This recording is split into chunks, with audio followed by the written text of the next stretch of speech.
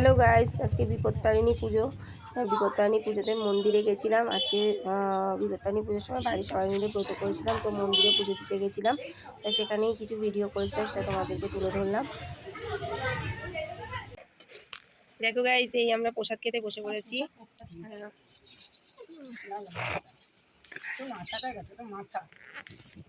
আমি পুজো দিয়ে চলে এসেছি। পুজো দিয়ে এসে মন্দির থেকে এসে আমরা এখন প্রসাদ খাবো। প্রসাদ এই যে প্রসাদ বেড়েছি। আর আরেকটা হচ্ছে এরপরে আমরা এই লুচি টুচি সব হবে আর কি, সবার আয়োজন করব। আপাতত প্রসাদটা খেতে হবে, প্রসাদটা খেয়ে নিই। প্রসাদটা না খেয়ে হচ্ছে না, তারপর হ্যাঁ প্রসাদটা না খেলে প্রসাদটা খেয়ে তারপর একটু চাটা খেয়ে তারপর লুচি টুচি খাই তোমার সঙ্গে। এই যে আমাদের লুচি ময়দা টয়দা মাখা হয়ে গেছে। এই যে লুচি হবে। আর এখানে দেখো ওই যে আলু কাটা হয়েছে, আর আলুর দম হবে। আর ওদিকে কাকুনি চা করেছে, এই যে চা।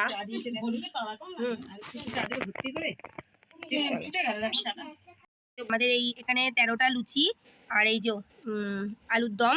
তা এখানে হয়েছে এই যে সিমুই। আর এই যে আমার কাকিমণি পিসি সবাই একসাথে আমরা আর কি বসে আমরা এখন খাওয়া দাওয়া করব। আর তোমার এখন বাজে কিন্তু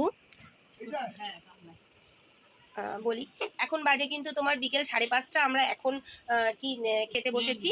আর তোমার কি বলে, আমরা তখন পুজো দিয়ে এলাম। কটায় গো আমরা পুজো দিয়ে এলাম? আড়াইটা, প্রায় আড়াইটার সময় আমরা পুজো দিয়ে এসেছিলাম। এসে তারপর আমরা ফল প্রসাদ খেয়েছিলাম।